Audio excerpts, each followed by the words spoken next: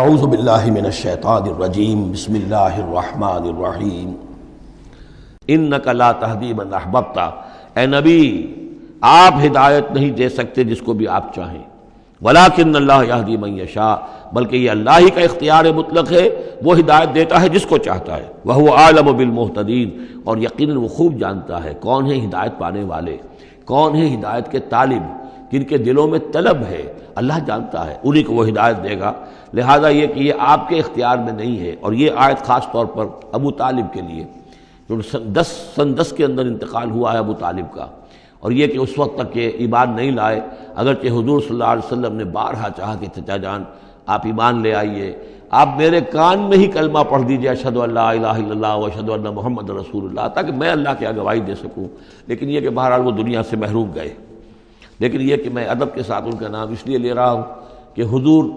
پر یقیناً ان کا احسان ہے، اور حضور پر احسان ہے تو ہم سب پر احسان ہے، لہذا اس اعتبار سے نام جو ہے ان کا میں ادب ہی سے لے رہا ہوں۔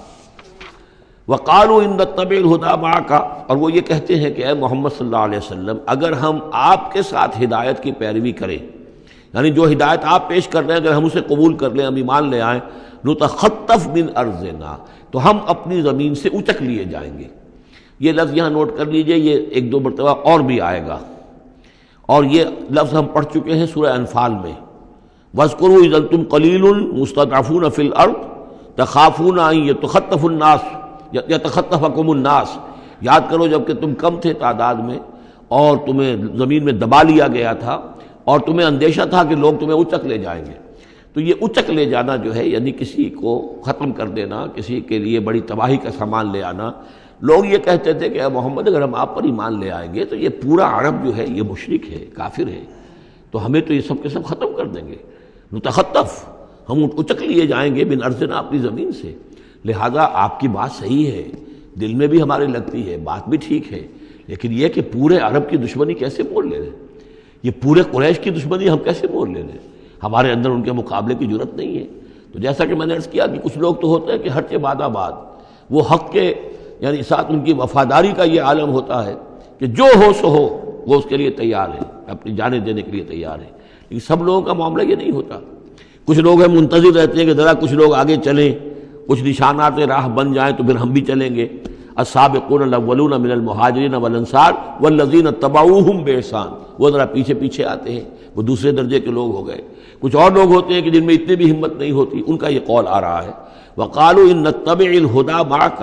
اور وہ کہتے ہیں کہ اے محمد اگر ہم آپ کی ہدایت کی پیروی کریں یا آپ کے ساتھ اس ہدایت کی پیروی کریں، نتخطف من ارضنا، ہم اچک لیے جائیں گے اپنی زمین سے، بے دخل کر دیے جائیں گے، نکال باہر کیے جائیں گے۔ اولم نمکن لہم حرما آمنا، اب اللہ تعالیٰ جواب دے رہے ہیں کیا ہم نے ان کو اس حرم کے اندر متمکن نہیں کیا ہے؟ اس حرم کو امن کی جگہ کس نے بنایا ہے؟ ہم نے بنایا ہے۔ یجبا الیہ ثمرات کل شیء،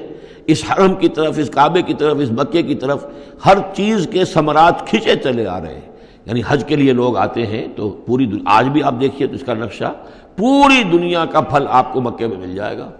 اس لیے کہ ہر گوشے سے